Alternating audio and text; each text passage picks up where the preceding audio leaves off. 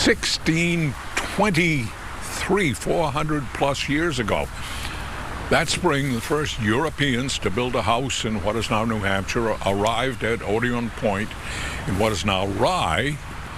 A group of 10 fishermen led by a guy named David Thompson, and together they created an operation to catch, salt, and dry fish and sell it back in England. The business, however, was not a success, and 2.5 years later he pulled up stakes, moved down to Boston, and left his fishing operation abandoned. There were a number of boats there, sheds, and a very large house.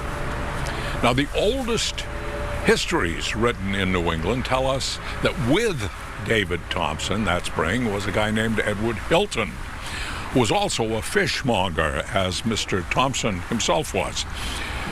According to the early histories, Edward arrived here either on the first ship that arrived that spring or the second ship that came later that summer.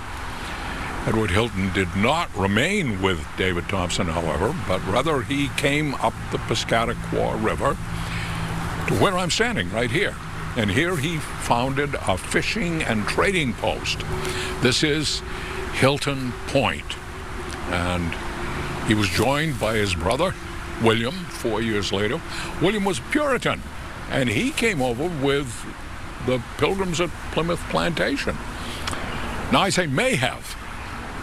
Problem here is that there are no written records of the time relating to the founding of Dover. The oldest document to relate this story is of Edward Hilton, and his arrival is Reverend William Hubbard's General History of New England.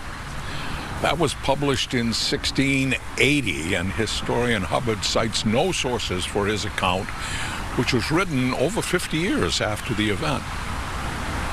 The Hilton brothers received their official patent for the land that became Dover in 1629. Now, this doesn't mean that Dover was not founded in 1623. It merely means that the official documentation does not exist. All was lost.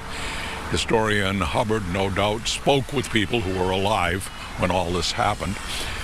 What is provable by documentation is that Dover actually is the 7th oldest continually settled city in the whole United States, and the oldest city in New Hampshire.